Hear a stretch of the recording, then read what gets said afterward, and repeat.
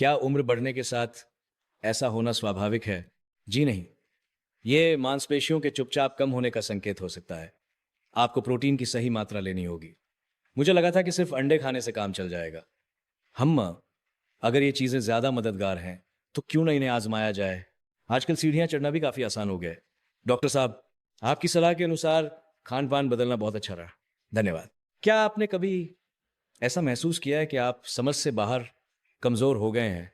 सीढ़ियों के कुछ ही पायदान चढ़ने पर ऐसा लगता है जैसे शरीर पर कई किलो वजन लद गया हो, या बैठने के बाद उठते समय हर बार मेज या कुर्सी का सहारा लेना पड़ता हो। कभी कभी आप हमेशा की तरह ही खाना खा रहे होते हैं, बल्कि आपको लगता है कि आप स्वस्थ भोजन कर रहे हैं, फिर भी पहले जैसी ताकत महसूस नहीं होती। अरे बहुत से लोग सोचते हैं कि उम्र बढ़ने पर तो ऐसा होता ही है, लेकिन असल में यह अक्सर एक चेतावनी का संकेत होता है कि आपके शरीर की मांसपेशियां, मसल्स चुपचाप कम हो रही हैं। इससे भी डरावनी बात यह है कि यह गिरावट शोर मचाकर नहीं आती और न ही तुरंत दर्द देती है। बस शरीर ज्यादा थकने लगता है, हरकतें धीमी हो जाती हैं, और फिर एक दिन किसी मामूली सी हरकत पर भी आसानी से गिर जाने या हड्डी टूटने का खतरा बन जाता है। मध्य आयु, मिडिल एज के बाद, और विशेष रूप से 60 वर्ष की आयु के बाद शरीर हर साल लगभग 1% मांसपेशियां खो सकता है। ये कम लग सकता है, लेकिन 5 या 10 साल जमा होने पर मांसपेशियों की ताकत काफी कम हो जाती है, जिससे चलना मुश्किल हो जाता है, चाल अस्थिर हो जाती है, और गिरने का खतरा कई गुना बढ़ जाता है। मांसपेशियों को ईंटों से बनी एक दीवार की तरह समझें। जवानी में ईंटें मजबूती से एक के ऊपर एक रखी जाती हैं, लेकिन जैसे जैसे उम्र बढ़ती है, ईंटें एक एक करके गिरने लगती हैं। शुरू में यह पता नहीं चलता, लेकिन एक समय ऐसा आता है जब बहुत सारी ईंटें निकल जाती हैं, तो दीवार ढहने लगती है और उसे फिर से खड़ा करना मुश्किल हो जाता है। मांसपेशियों को लंबे समय तक खोते रहना भी ऐसा ही है। इसे खोने के बाद ठीक करना इसे पहले से बचाए रखने की तुलना में कहीं अधिक कठिन है, लेकिन बहुत चिंता करने की जरूरत नहीं है। सबसे महत्वपूर्ण बात यह है कि अगर आप ये ठीक से समझ लें कि शरीर को किस चीज की जरूरत है, तो आप खुद अपनी मांसपेशियों की रक्षा कर सकते हैं और उन्हें फिर से बना भी सकते हैं।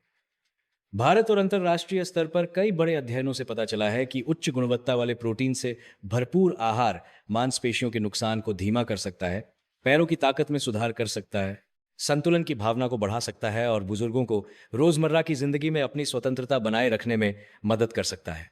दिलचस्प बात यह है कि मांसपेशियों के लिए सबसे अच्छे खाद्य पदार्थ महंगे या मुश्किल से मिलने वाले नहीं हैं, बल्कि ये ज्यादातर आपके पास की किराना दुकान, सुपरमार्केट या ऑनलाइन आसानी से मिल जाते हैं।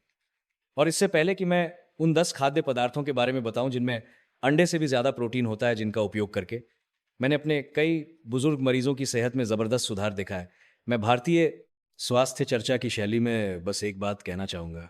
अगर आपको लगता है कि ये विषय आपके या आपके माता पिता के लिए वास्तव में मददगार होगा, तो कृपया सब्सक्राइब और फॉलो बटन दबाएं और एक टिप्पणी कमेंट भी छोड़ें। विशेष रूप से यदि आप चाहते हैं कि मैं एक अलग विस्तृत वीडियो बनाऊं कि इन खाद्य पदार्थों को भारतीय थाली में कैसे शामिल किया जाए, तो कमेंट में बस संख्या 1 लिख दें। मैं हमेशा कमेंट्स पढ़ता हूं और आपके परिवार के स्वास्थ्य के सफर में शामिल होकर मुझे बहुत खुशी होगी।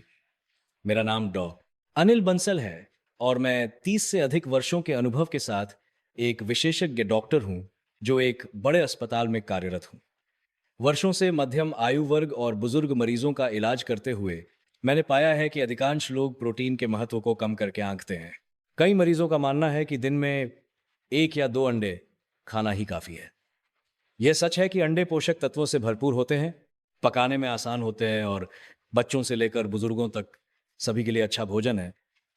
लेकिन अगर आप सोचते हैं कि अंडा प्रोटीन का राजा है, तो आज के बाद शायद आपकी सोच बदल जाएगी, क्योंकि ऐसे खाद्य पदार्थ मौजूद हैं जो न केवल अंडे से अधिक प्रोटीन से भरपूर हैं, बल्कि उनमें मांसपेशियों को ठीक करने और बनाए रखने के लिए महत्वपूर्ण अमीनो एसिड, विशेष रूप से मांसपेशियों के निर्माण को सक्रिय करने वाला मुख्य तत्व ल्यूसिन भी अधिक मात्रा में होता है।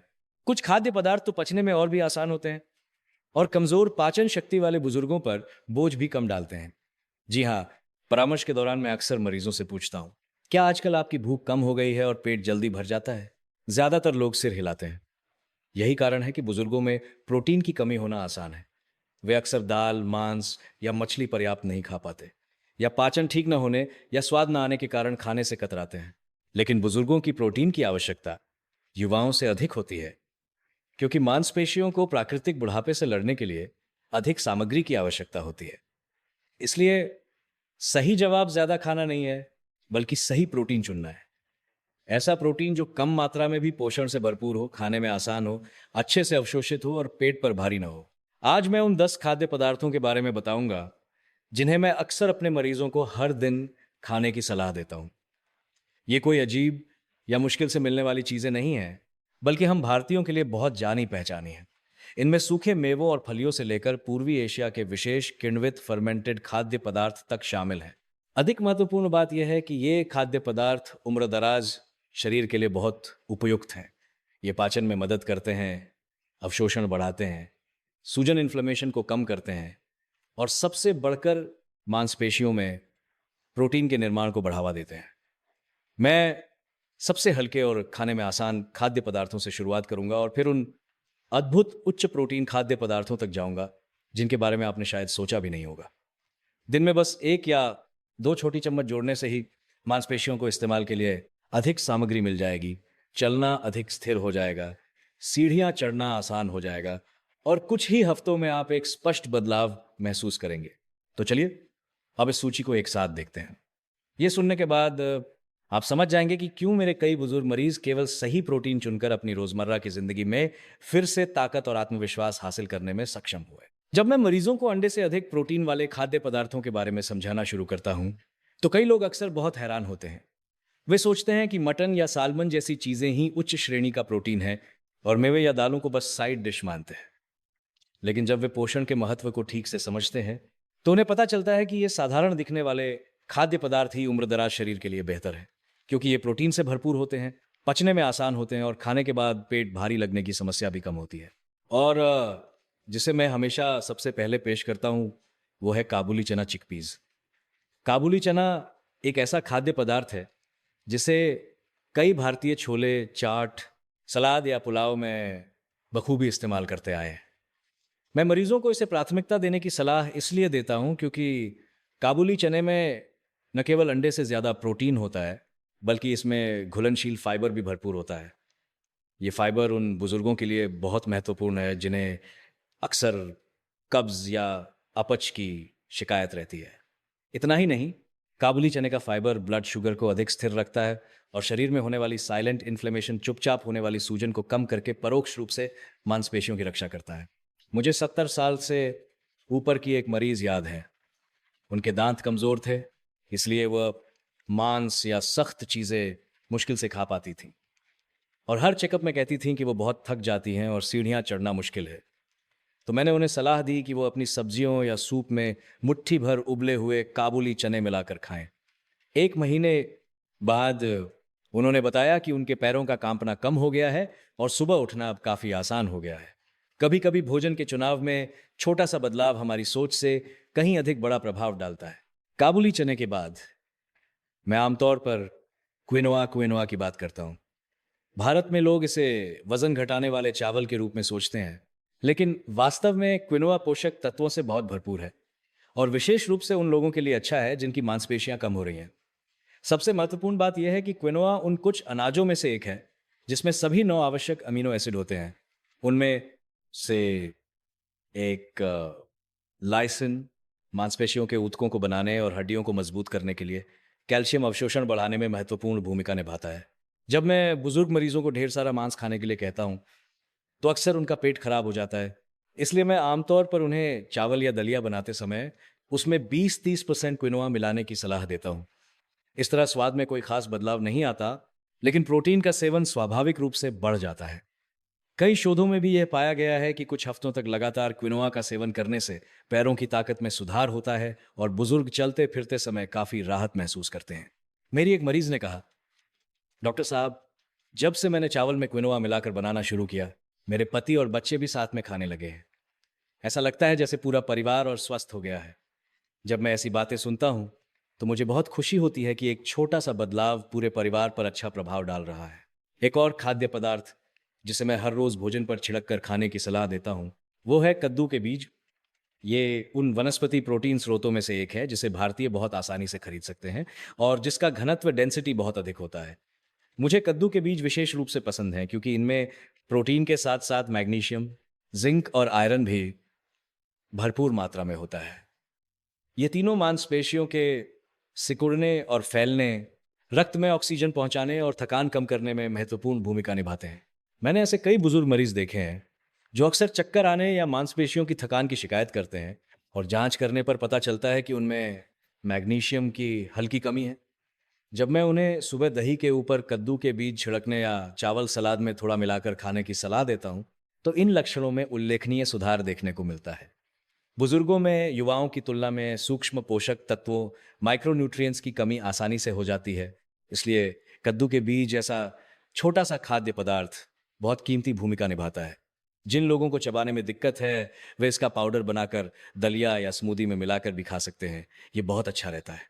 लेकिन जिस पर मैं जोर देना चाहता हूं वो है टेम्पे टेम्पे, यानी किण्वित सोयाबीन खाद्य पदार्थ। हालांकि कई भारतीय अभी इससे परिचित नहीं है, फिर भी इसका प्रभाव जबरदस्त है।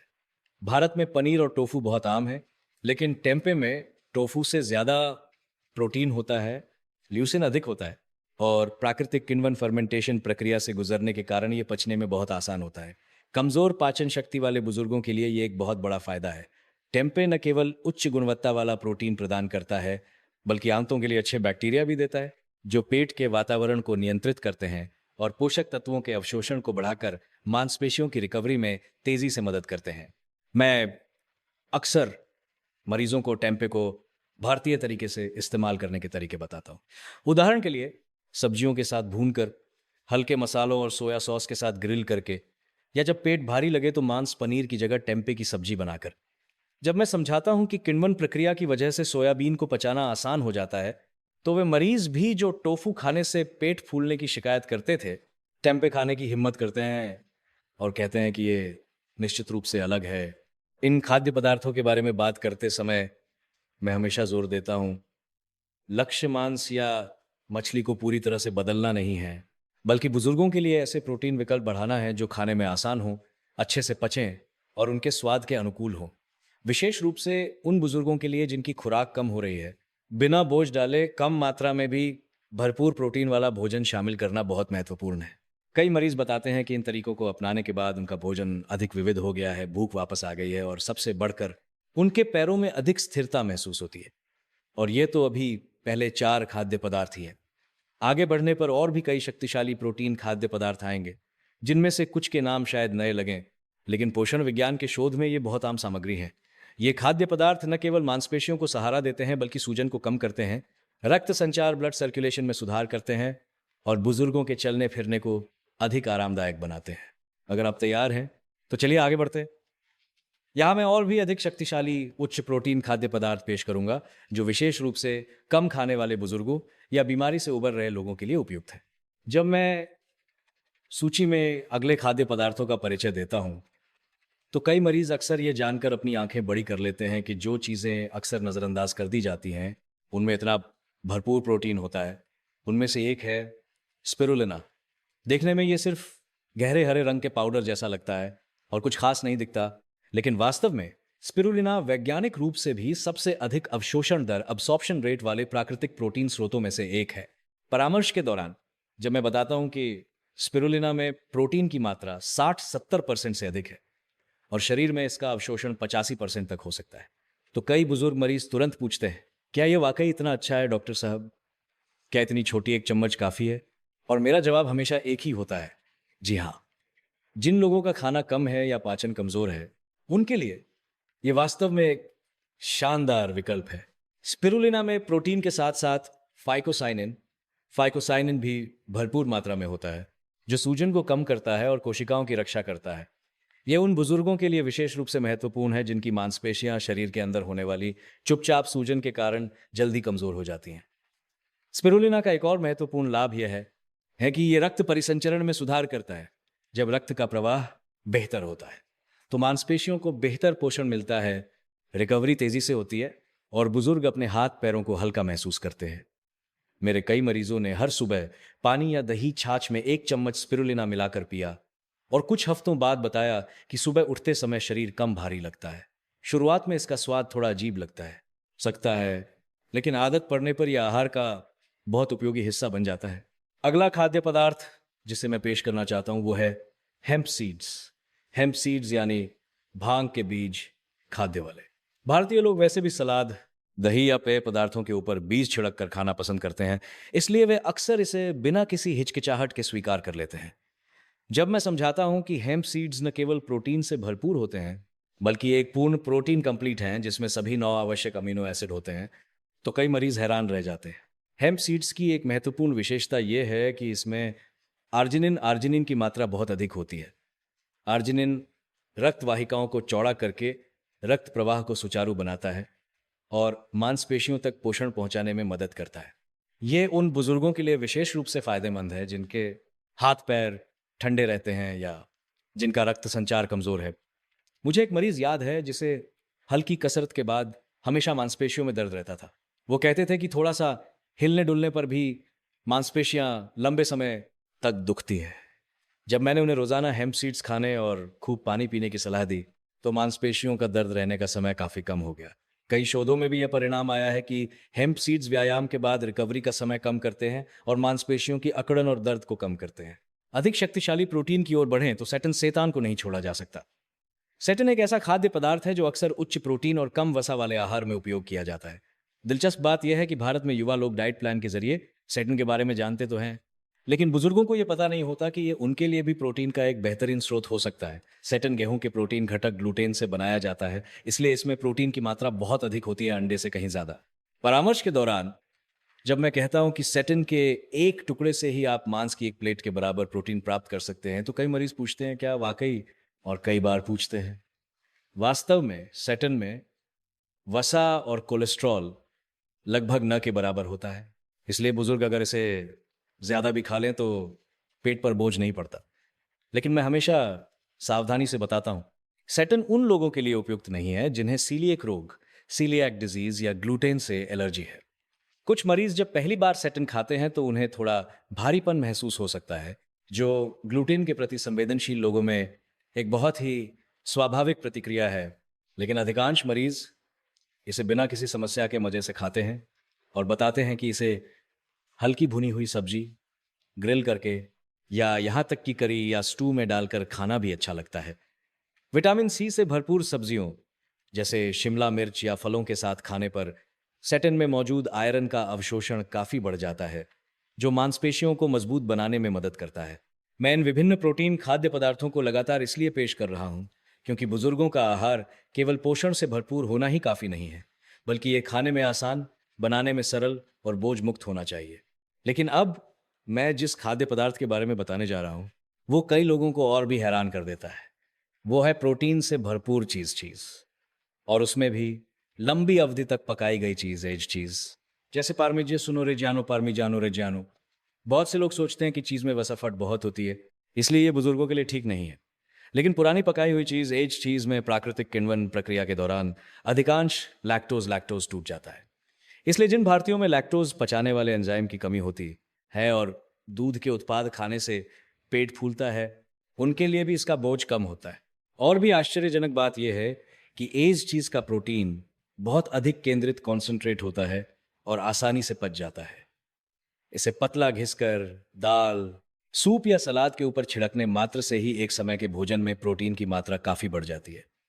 मेरे मरीज बहुत संतुष्ट होते हैं कि उन्हें बहुत ज्यादा खाए बिना ही पर्याप्त प्रोटीन मिल जाता है। अंत में एक ऐसा खाद्य पदार्थ है जिसे मैं बुजुर्गों के लिए गुप्त हथियार कहता हूं। वो है सफेद मछली को सुखाकर और पीसकर बनाया गया मछली का पाउडर।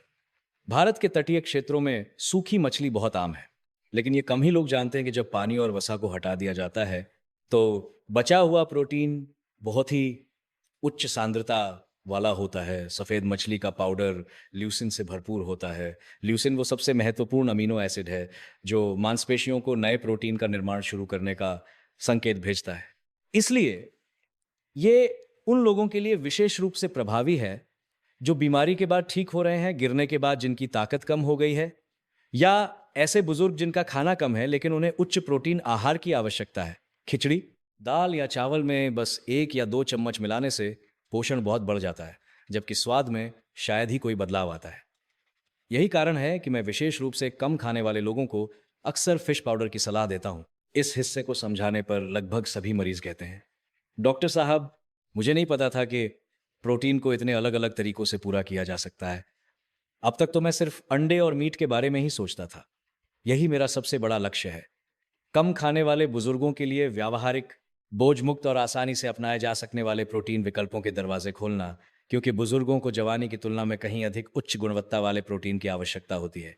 हम अब 9 खाद्य पदार्थों से गुजर चुके हैं और इसके ठीक बाद आने वाला 10वां खाद्य पदार्थ सबसे शुद्ध, आसानी से पचने वाला और विशेष रूप से कम खाने वाले या ठीक हो रहे लोगों के लिए बहुत उपयोगी प्रोटीन स्रोत है। अंत तक साथ बने रहें। प्रोटीन की मात्रा बढ़ाने से पहले मैं कुछ महत्वपूर्ण सावधानियां भी बताऊंगा जिन्हें जानना बहुत ज़रूरी है। मैंने अपने मरीजों को अक्सर सलाह दी जाने वाली 9 उच्च प्रोटीन खाद्य पदार्थों की जानकारी देने के बाद अब हम अंतिम खाद्य पदार्थ पर पहुंच गए हैं। और ये खाद्य पदार्थ विशेष रूप से उन बुजुर्गों के लिए जिन्हें भूख कम लगती है या जो बीमारी से उबर रहे हैं, मेरे द्वारा सबसे उच्च दर्जा दिया गया प्रोटीन स्रोत भी है। वह है वह प्रोटीन, वे प्रोटीन। भारत में इसे अब काफ़ी लोग जानते हैं। बहुत से लोग सोचते हैं कि वह प्रोटीन सिर्फ जिम जाने वाले युवाओं द्वारा पिया जाने वाला सप्लीमेंट है, लेकिन वास्तव में अनगिनत नैदानिक पोषण अध्ययनों, क्लिनिकल न्यूट्रिशन स्टडीज में यह साबित हो चुका है कि वह बुजुर्गों के लिए सबसे बेहतरीन अवशोषण दर वाला प्रोटीन है। ऐसा इसलिए है क्योंकि उम्र बढ़ने के साथ मांस, मछली और जटिल प्रोटीन को पहले की तरह पचाना मुश्किल हो जाता है। मैंने अपने इलाज के इतने वर्षों में ऐसे कई बुजुर्ग मरीज देखे हैं जिनका वजन थोड़ा कम हो गया है, भोजन की मात्रा घट गई है और जिन्हें खाने में कोई स्वाद नहीं आता। कुछ लोग सर्जरी के बाद ठीक हो रहे होते हैं या लंबे समय तक अस्पताल में रहने के बाद खाना उनके लिए मुश्किल होता है।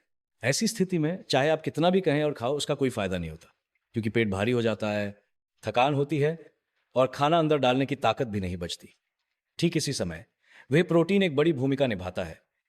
बस एक छोटा कप घोलकर कुछ ही मिनटों में पी लेने से आप उतनी आसानी से प्रोटीन प्राप्त कर सकते हैं जितना कि आमतौर पर मांस की एक पूरी प्लेट खाने से मिलता। ये बहुत तेजी से अवशोषित होता है और मांसपेशियां तुरंत इसका उपयोग कर सकती हैं। विशेष रूप से सुबह उठने के तुरंत बाद या शाम के नाश्ते के समय, जब शरीर को पोषण की आवश्यकता होती है लेकिन खाना खाना मुश्किल होता है, ये बहुत प्रभावी होता है। लेकिन वह के बारे में बात करते समय मैं हमेशा जोर देता हूँ, बुजुर्गों को ऐसे उत्पादों का चयन करना चाहिए जो सरल हों, जिनमें बहुत अधिक विशेष योजक एडिटिव्स न हो और जिनका स्वाद हल्का हो। कई मरीज पानी या बिना चीनी वाले दूध में बस एक छोटा चम्मच मिलाकर पी लेते हैं, तो वो भी काफी होता है। कुछ लोग इसे गुनगुने दलिया में मिलाकर पीना अधिक आरामदायक मानते हैं। महत्वपूर्ण बात बहुत ज्यादा खाना नहीं है, बल्कि हर दिन थोड़ा थोड़ा लगातार खाना है। ऐसा करने से शरीर को मांसपेशियों को बनाए रखने और ठीक करने के लिए सामग्री मिलती रहती है। मुझे 75 वर्ष से अधिक उम्र के एक मरीज याद हैं। गिरने और अस्पताल में भर्ती होने के बाद उनकी शारीरिक ताकत काफी कम हो गई थी। उन्होंने 1 महीने तक हर दिन एक छोटा कप वह प्रोटीन पिया और हल्की कसरत की, जिसके बाद वो खुद अधिक स्थिरता के साथ चलने में सक्षम हो गए। इस अनुभव सहित अनगिनत उदाहरणों ने मुझे फिर से यह एहसास कराया है कि सही प्रोटीन बुजुर्गों के जीवन की गुणवत्ता को कितना बदल सकता है। लेकिन हर कोई अचानक बहुत अधिक प्रोटीन नहीं बढ़ा सकता। मैं हमेशा पहले कुछ महत्वपूर्ण सावधानियां समझाता हूँ। क्रोनिक किडनी रोग, क्रॉनिक किडनी डिजीज, लिवर की बीमारी वाले लोग और जो लोग लंबे समय से दवा ले रहे हैं, उन्हें अपने डॉक्टर की निगरानी की आवश्यकता होती है। पहले से कमजोर किडनी बहुत अधिक प्रोटीन को प्रोसेस करने में दबाव महसूस कर सकती है। अधिकांश बुजुर्गों को प्रोटीन की आवश्यकता होती है, लेकिन मात्रा उनके व्यक्तिगत स्वास्थ्य की स्थिति के अनुसार होनी चाहिए। इसलिए मैं मरीजों को सलाह देता हूँ, विशेष रूप से जिन्हें कोई पुरानी बीमारी है और उनमें भी खासकर किडनी की बीमारी, कि वे अपना आहार बदलने से पहले अपने डॉक्टर से जरूर पूछ लें। कुछ मामलों में सही खाद्य पदार्थों के साथ प्रोटीन को बहुत थोड़ा बढ़ाना ही काफ़ी होता है और वे जैसे शक्तिशाली सप्लीमेंट का उपयोग करने की कोई आवश्यकता नहीं होती। इसके अलावा मैं इस बात पर जोर देता हूं कि आपको सभी 10 खाद्य पदार्थ खाने की बिल्कुल ज़रूरत नहीं है। हर किसी का स्वाद और पाचन क्षमता अलग अलग होती है। सबसे महत्वपूर्ण बात यह है कि आप अपने लिए उपयुक्त 2 या 3 चीज़ें चुनें और उन्हें हर दिन लगातार लें। उदाहरण के लिए, कोई व्यक्ति खाने में काबुली चना और क्विनोआ शामिल कर सकता है और सुबह कद्दू के बीज या हेम्प सीड्स ले सकता है। किसी और के लिए मछली का पाउडर और एक छोटा कप वे प्रोटीन ही काफ़ी हो सकता है। असर एक दिन में बहुत खाने से नहीं, बल्कि हर रोज लगातार खाने से होता है। और जिन मरीजों ने प्रोटीन के महत्व को अच्छी तरह समझ लिया है, उनके लिए मैं अंत में एक और बात पर जोर देता हूँ।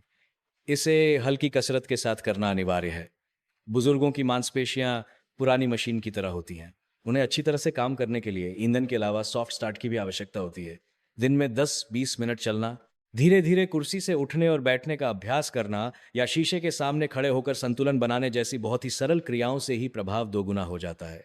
जिन लोगों ने प्रोटीन बढ़ाया और साथ में हल्की कसरत की, उन्होंने कुछ ही हफ्तों में बताया कि उनके पैर मजबूत हो गए, चाल स्थिर हो गई और यहाँ तक कि उन्हें नींद भी अच्छी आने लगी। मैं अंडे से अधिक प्रोटीन वाले इन 10 खाद्य पदार्थों को इसलिए पेश कर रहा हूँ क्योंकि मैं आपके पूरे आहार को बदलने की कोशिश नहीं कर रहा हूँ। मैं बस उम्र दराज होते शरीर के लिए सुरक्षित और आसानी से लागू होने वाले विकल्पों का विस्तार करना चाहता हूँ।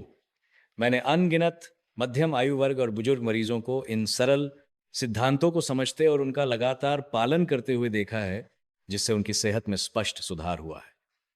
इसलिए मेरा मानना है कि उम्र बढ़ने पर भी अगर सही तरीके से देखभाल की जाए तो शरीर काफी मजबूत हो सकता है। यहां तक सुनने के लिए आप सभी का दिल से शुक्रिया। अपनी सेहत ही नहीं, बल्कि अपने परिवार की सेहत का भी ख्याल रखते हुए समय देने के लिए धन्यवाद। अगर यह जानकारी मददगार लगी हो तो कृपया स्वस्थ जीवन 60+ चैनल को फॉलो और सब्सक्राइब जरूर करें और कमेंट भी छोड़ें। खास तौर पर अगर आप बुजुर्गों के लिए 7 दिवसीय उच्च प्रोटीन आहार योजना या आज बताए गए खाद्य पदार्थों को भारतीय थाली में कैसे शामिल किया जाए, इस पर वीडियो चाहते हैं तो बस कमेंट में संख्या 1 लिख दें। अंत तक साथ रहने के लिए एक बार फिर धन्यवाद। उम्मीद है कि आज की जानकारी आपको और आपके परिवार को हर दिन थोड़ा और स्वस्थ और मजबूत शरीर महसूस करने में मदद करेगी।